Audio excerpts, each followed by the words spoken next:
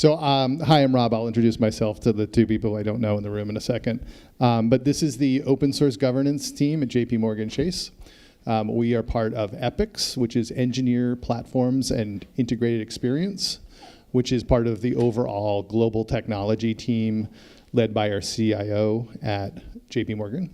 And we are responsible, EPICS is responsible for developer tooling, developer experience, some observability, and other components. And we have many customers, including right in the front row. We have our colleagues from asset and wealth management, our colleagues from infrastructure platforms, our colleagues from the investment bank here, our partners from our cyber technology group here. So we work across the organization and orthogonally and serve developers. So I'm going to turn it over to Brian. Hi, I'm Brian Yeager. I'm a product manager at JPMC in the open source governance organization, and my work basically focuses on open source risk management, particularly including topics such as license management. I started it six months ago with the firm and really enjoying it. I have 5 years of total experience in this type of work, most previously with Disney Enterprise Technology. I'm going to pass things over to Satch.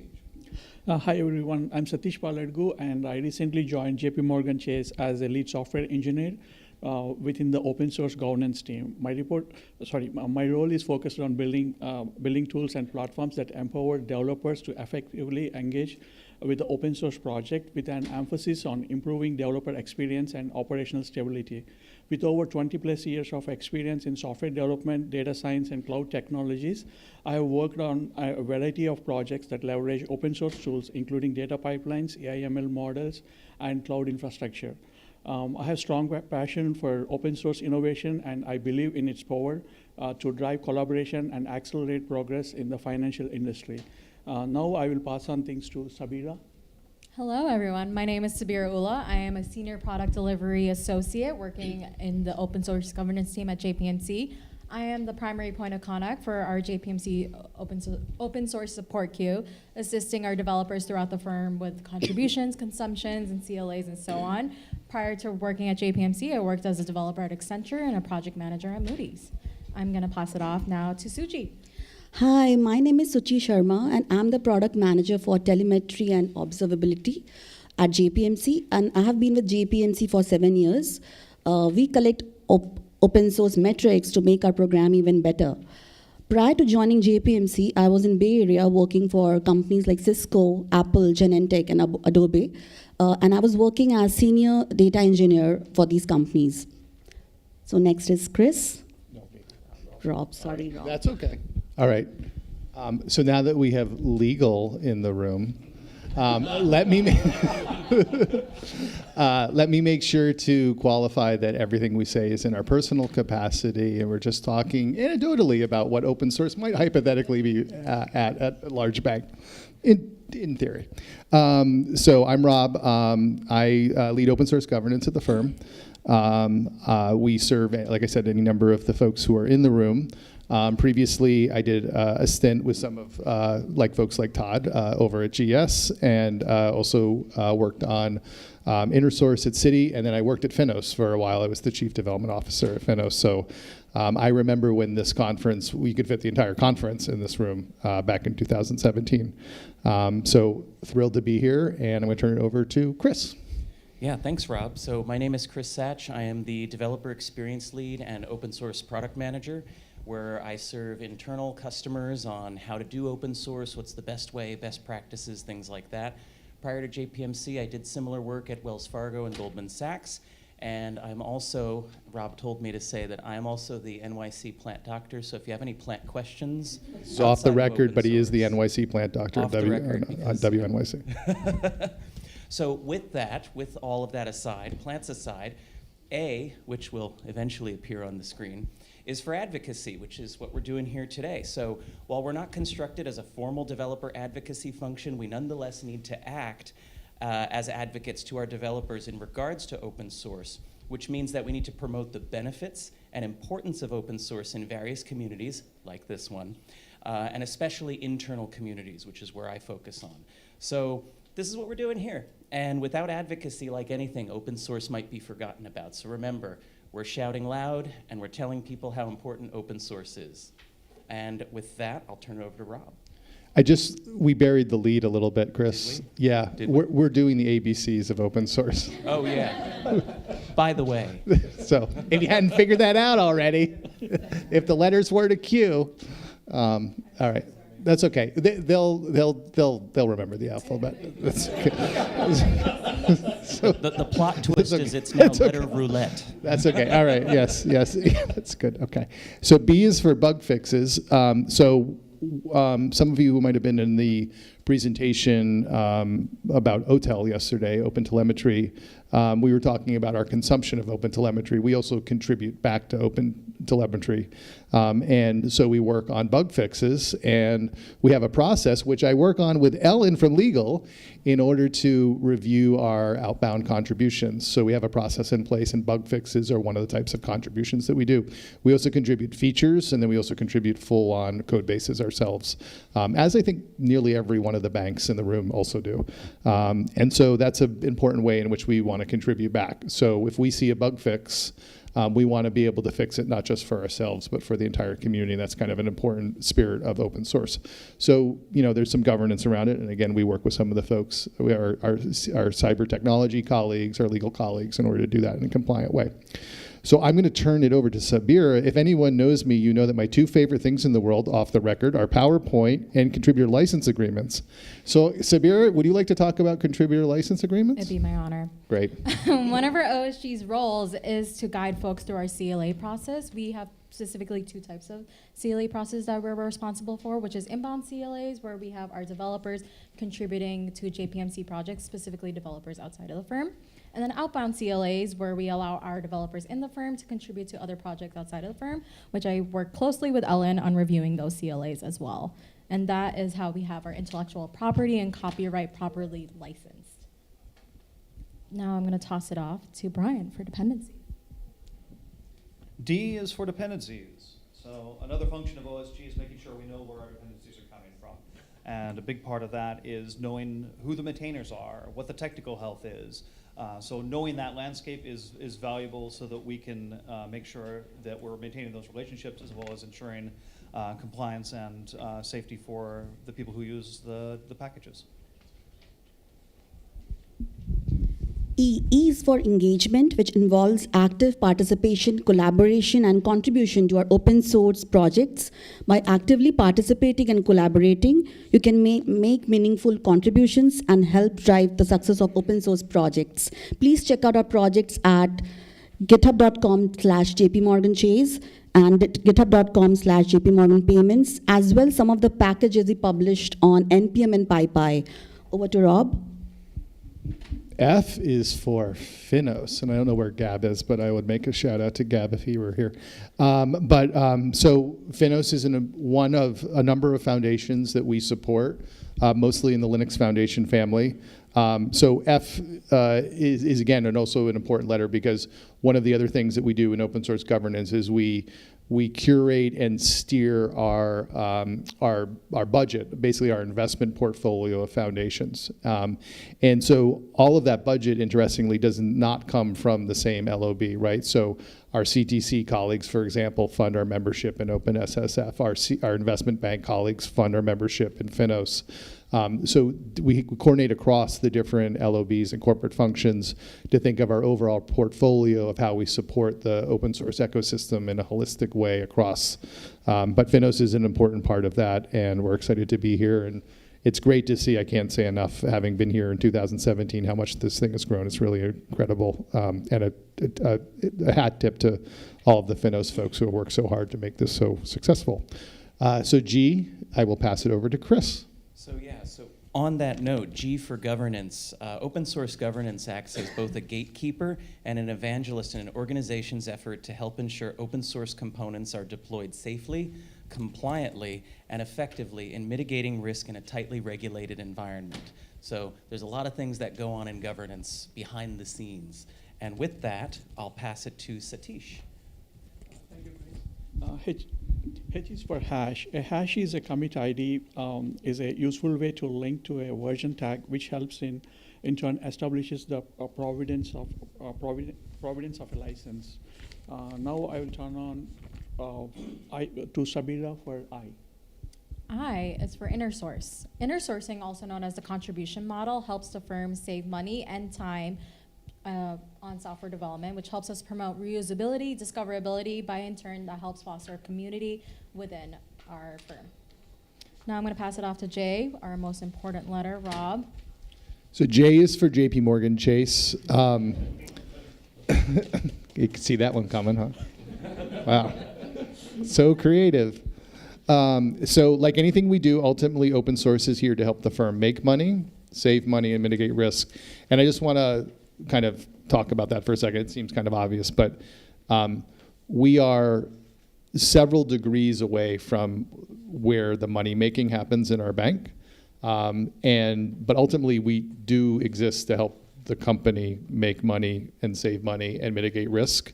And so, you know, one suggestion I say in my unofficial off-the-record capacity is that anything you do around open source, you need to tie it back to, there's a famous story, I won't quote it, it's from somebody who worked at another bank who used to go around to developers and ask them, how do we make money? Or what do we do? What's our business? And the answer that person was looking for was, we buy risk, we sell risk, and we manage risk. And ultimately, at the end of the day, that's kind of what a bank does, right? So if you think about it in those terms and you orient it that way, then open source will be successful. If it's just sort of a marketing thing, I think it's a little bit more of a challenge. So figure out how you, as Chris and I jokingly say to each other, how do you create shareholder value through open source? But in all seriousness, you have to orient yourself to the business strategy of the firm. And that's what we're here to do. And J is for our CEO, who did not tell me to say that, but I'm sure he'd be glad I did. So anyways, that's off the record too. So K is key contributors, and that's over to Suchi. Key contributors, so recognizing individuals who play significant roles in maintaining and advocating open source projects, and these key contributors not only promote a culture of collaboration, innovation, and openness, their works continue to shape the future of open source development and in software industry. With that, over to Brian. Yeah. So over to Brian for L. L is for license compliance. We facilitate license compliance, OSG does, by communicating license conditions and obligations when people are using open source packages and software. It's a big job, it's a big company, lots of licenses, lots of different terms that we have to make sure that are done there. And Ellen is in the room. She's invaluable in helping us get that information so that we can communicate it effectively. Yeah, L is also for legal for licenses on LLMs. Yes, yeah, accurate. Severe. M belongs to Severe. So we have M is for maintainers. Growing and sustaining relations with maintainers in JPMC open source projects will help our organization and will help our project towards our organization's goals. We also liaison with third-party project maintainers to understand their roadmap and how we can better assist them with their goals as well. Passing it on to N, and that's going to be Satish. Thank you, Sabira. N is for next session. The next session is from our asset management colleagues from JPMC on their use of FDC3 with generative AI. FDC3 is a financial desktop interoperability standard that is a project managed by FINOS. We hope you go to their session. It's in the next room. O. The next letter is O. O is for observability, and contributor metrics and pull request activity are some of the many metrics that open source governance uses to assess the health and of its communities. We also produce metrics on the consumption packages and licensing risk. So yeah, with that, over to Brian for P. P is for package management. So we deliver and develop controls for packages that we use, the ones we consume and the ones we're publishing, especially to places like NPM, PyPy, Maven, others. So that's it's a huge part of what we're doing is not just developing internal stuff, but the stuff that we can share is available on those publicly available package managers as well. So Satch, it looks like you have Q. Sure, yeah, thank you, Brian. Q for quantifying impact. Building on what Rob said for JP Morgan and Suchi said for O, observability, we prioritize quantifying the potential impact of open source software on banking operations and customer experience. Now I'll pass on to Sabira for R. R is for repositories. So as the open source governance team at JPMC, we manage and steward our firm's OS code repositories. You can check out ours at JPMorgan Chase GitHub or github.com JPMorgan Payments. Now to Rob for S. So S is for SBOM. So software bill of materials are an important tool for us to understand what artifacts we're using in the firm. And now back for Suchi for T. So T, very important for telemetry, and it is a process of automating, collecting, transmitting an analysis of data from software systems to monitor the performance, health, and behavior of open source projects and associated risks. So with that, over to Chris for U. Yeah, so U is for ubiquity, which is exactly how one of my computer science professors spoke. Open source is widely adopted and integrated across industries.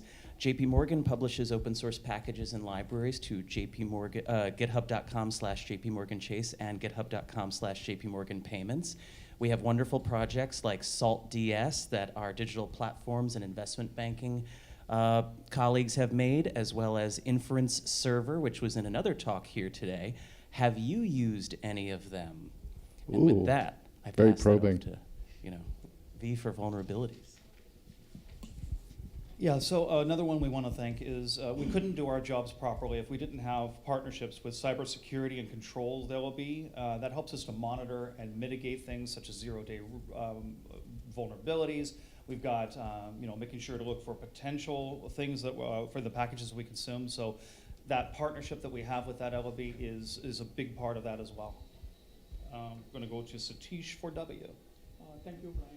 W for worldwide. The open source packages, libraries, and SDKs that we produce are consumable worldwide. Now I'll pass on to our manager, Rob, for X factor. We struggled with X. X is the X factor, the unique qualities that make an open source project stand out. Now we'll probably think of 10 more. Y for yield. Y is for yield. And it took everything in my power not to say the phrase that you don't want me to say. Okay. The yield, the benefits from contributing to open source, such as upskilling, making connections, like we're doing here, and receiving recognition, also what we're doing here, are widespread. The firm saves money by using open source to not reinvent the wheel. And Rob, take it away for Z. And Z is for zero because there's 0 letters left. You get it? Mimi, you get it? Pretty good stuff there, right? 0 for, This is I know. quality. I tried. I keep quality. trying. All right, so we have 10 minutes left. So that's the end of our letters. We're only doing 26 today. So we're happy to take some questions in the remaining 10 minutes. And we can either pass the mic right or you can just talk.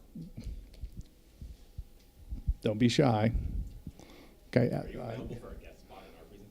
We're available for a guest spot in any presentation. We're going to go. All right. George, previously of Citi, now of GitLab. Can you talk about inner sourcing and the challenges associated with supporting contributed inner sources as reloads happen and things move around? Yeah. So one of the things that off the record we're not working on, but maybe we are, is so one of the things is thinking about how to share intellectual property across a organization like ours, which is actually many different legal entities across the planet. So the actual sort of IP licensing, and I know actually some of the folks who are involved in the inner source SIG, so I'll give that a plug, are working on this. But when you're sharing intellectual property across different legal entities, there's some considerations, including some tax considerations, some IP ownership considerations that have to be thought through. It's not necessarily a cut and dry thing around sharing. So that's one thing that we have to think through. The other thing is just the discoverability and making sure that people know, right? So not all developers, but a fair number of developers are pretty opinionated and sort of their inclination can be to sort of roll it themselves and build something. And so to get people to think like, okay, well, first I'm going to check to see if there's another version that I can, or something, like before I build it, I'm going to go look at it. So we maintain a catalog, an inner source catalog within the firm, in which people can go and browse the catalog and see what's available. I will shout out to our asset and wealth management colleagues who are in the next session. They have this incredible catalog of snippets for Python code, and then they have an internal library that they share. And so, it's just the discoverability and getting people to actually do it, right? So what we want people to do is we want people to think like, before I go and build it myself, is there an open source library that does the thing I'm about to build, and or is there an inner source thing that I want to go build? Yes, hi. You mentioned the inner sourcing, then between inner source and outsource, how do you do it right? Like you make things around like between inner source and outsource? So we view it as a continuum. So one model that can work well is to treat a project as inner source for a period of time, and then if it has a propensity and you want to grow the contribution, you can move it over to open source. Another thing that can be done, which is a little bit more tricky, is to using kind of branching strategies, is to effectively inner source some of it, right? And to basically to take like an open core model, right? So you can take a package, a third-party package, or you can take your own project. And I'll name check some of our friends from Goldman here, right? So that's kind of what they do with the Legend project, right? So they have their open source version, which has been open sourced into FINOS, right? And then they have stuff that they can build around it internally. We do the same thing with Perspective, which is one of the projects that JPMorgan open source, right? So the idea is that you can have an open core model, which is open, and then you can build goodies around it that you keep internal and manage those as inner source, and you can kind of get the best of both worlds. So that sort of fluidity between what's open and what's internal is another part of it. Yep. How do you incentivize teams to not build their own and instead look at our open source or inner source options? Yeah, that's a good question. I to be candid, I don't have a really good answer to that in terms of the actual metrics that we use in the firm, in terms of like kind of HR, year end, that type of stuff. But obviously, you should see that reflected in time to market, right? So if you're using as much reusable components as you can find, then by extension, it should be the case that you can probably bring things more quickly to market. Yeah, the gentleman in the back and then the middle. Okay.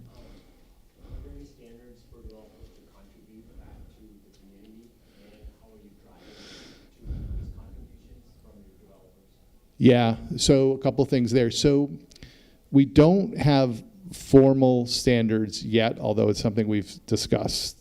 What we do think about is when a pull request leaves the firm, we want a senior developer or a more senior developer than the person contributing, like greater than or equal, to be reviewing it, because there's things of course, no one wants to go out, and we have automated checks that help, like API keys and secrets and all that type of stuff. But like if we have like a Lambda that we're like, let's say, whatever, like a Lambda, or it's like some function or some loop or a map, right? And like the time performance on it is like bad. Well, that kind of reflects on us as as like a development team, right? So we want to be proud of the code, so like Florence, who like showed his code yesterday, like he writes really beautiful, awesome code, right? So that reflects well on us. We don't really want to contribute code out to the public that like doesn't reflect well on our brand, right? And I probably would say that I guess any financial institution probably feels the same, right? So yeah. Yep. How's it going? My name's Nick, and although I'm dressed like a security guard, I'm not a security guard.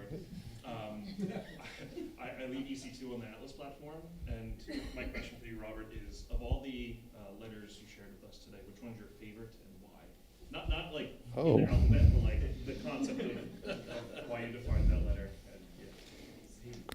I'm going to turn that over to someone else. Wait, does anyone else have a favorite letter? That's a great question. I hadn't thought about my favorite. Are you sure your favorite letter isn't C for CLAs? No, it's definitely not CLAs. I think J for JP Morgan, so favorite letter. Safe answer. Keep going. Got it. Yeah, so yeah, we at JP Morgan, we are proud about our firm and the value as an open source team. We bring open source governance. We bring to the firm, and we are proud of it. And we're proud. I'm also proud working for Rob, learning a lot. So I just started 3 weeks back for Rob. So, so in the next session, I'll tell more.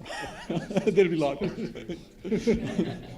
lot. Chris, did you have something to add on there? Just a thought? I was going to comment a little more on the adopting and growing inner source, but. Oh, okay. Yeah, go for it, dude. Yeah, someone had the question over here, I think, and I wanted to add on to what Rob had said, that when we're promoting inner source, we want to make sure that we have all the basics in line too. For an organization as large as ours, I mean, we're global, right? And we have so many employees, and I think the basics sometimes get lost. So I think step one would be have an inner source catalog that everyone can look at. Where are all of your developers looking to get their resources? And insert that catalog there. So that way they're not saying, oh, well, I need this functionality and I don't see it existing in the firm, so I guess I'm gonna go build it myself, when in fact another team may have already solved that problem. So it's good to communicate well, have that catalog, and also have really good documentation on how to use it. I know from working at 3 different large banks, Wells Fargo, Goldman, and now at JP, one problem that everybody has is good documentation. You know, we've all read those engineering, get started docs, and it's like, yeah, just run this script and you're fine. It's like, okay, but where do I plug this script into?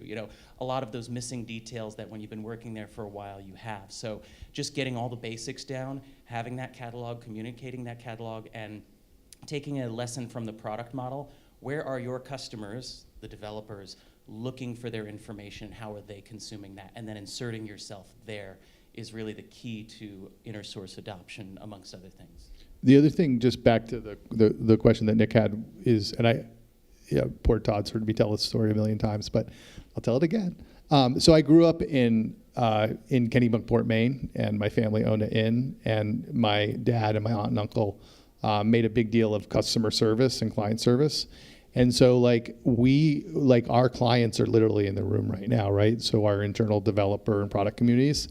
And that, to me, I don't know what letter that works into, but we exist to serve the internal developers of the firm, full stop, right? And then from there to also think about our external developers and the external developer persona, right? So, we publish, for example, a package called Fusion, which is in turn consumed by external developers at institutional investing clients of our firm, right?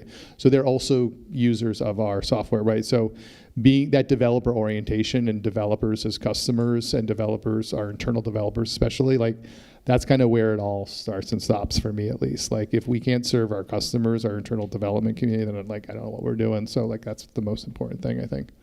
So. Yep. Hi, Steve.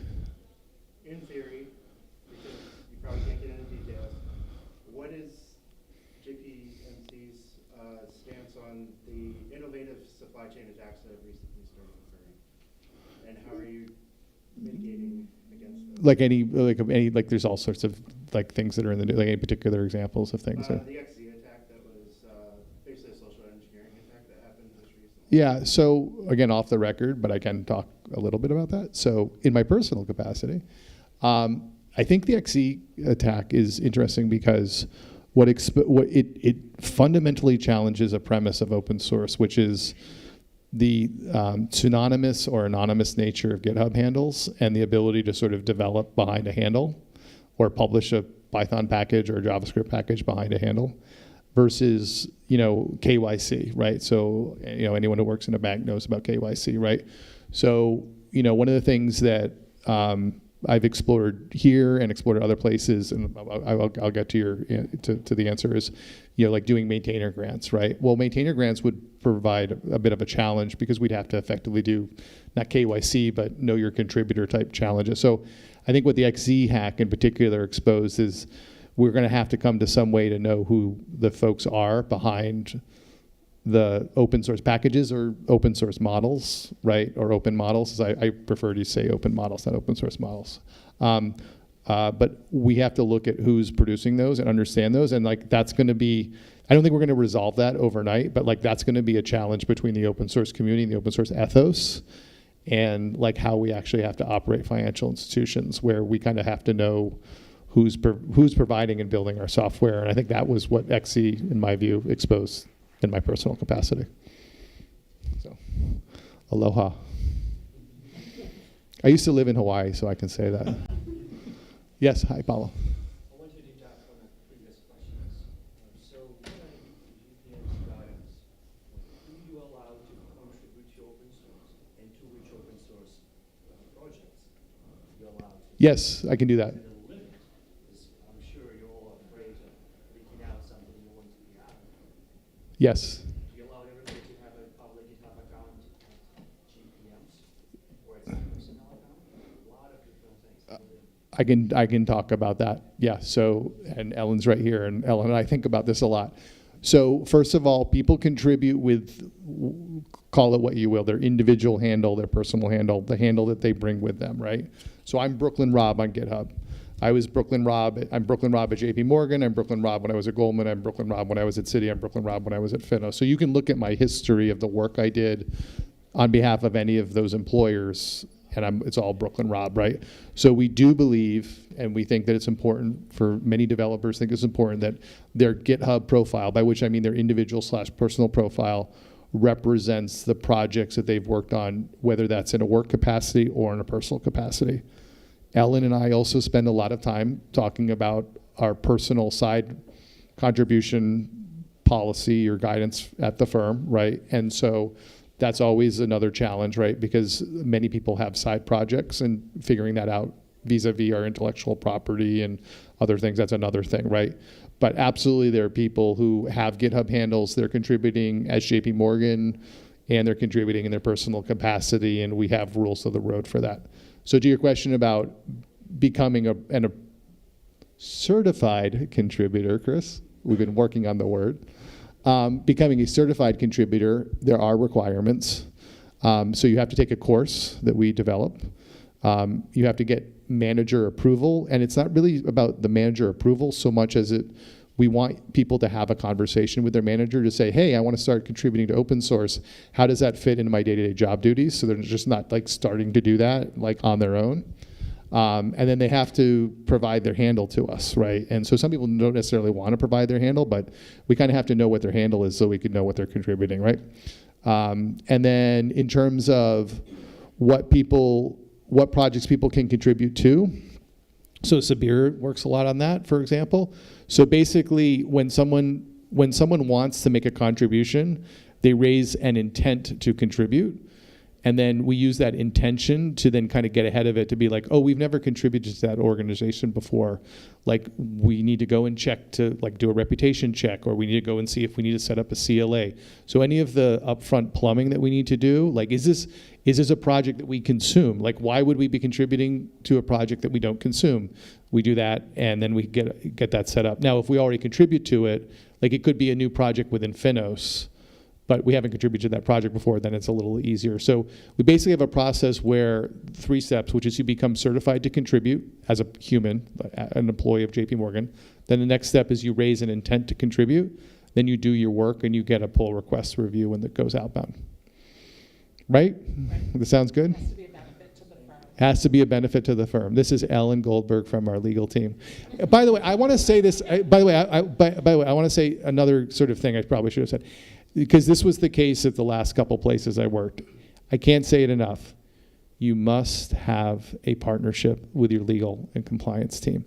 If it's an adversarial relationship, it doesn't work. You have to have a friendship, which we have, and a partnership with your legal team, because you're going to be spending a lot of time together.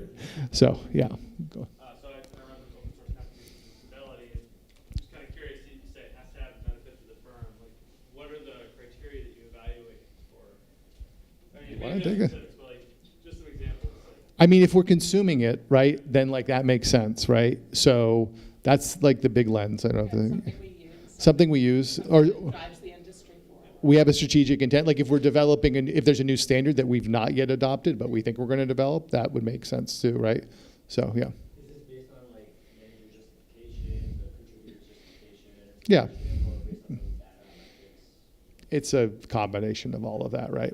It's like, you know, we want it to be bottoms up enough that people can take it upon themselves to direct their own career, right? Because it's like, the best way to contribute in a way is for people to be able to contribute as JPMC, because then it kind of keeps them, it just keeps it a little cleaner in terms of some of these IP things, right? So if people can find a way to justify contributing to some project as part of their day-to-day work, then we avoid, because again, in my personal capacity off the record, the side project, personal project thing gets tricky, right? Right, because and different geographies have different rules around IP ownership. There's just a lot. Ellen and I spend time on this. So that's another reason to see if people can do it in their JPMC capacity. It's great. So I'm not looking to say no. Are we out of time? All right, we're out of time. So the next session, there's a next session at 11:50. It's super interesting. It's FTC3 means generative AI. It's in the room right next door from our asset and wealth management colleagues. So please check it out. Hello, Robert. Thanks. And for the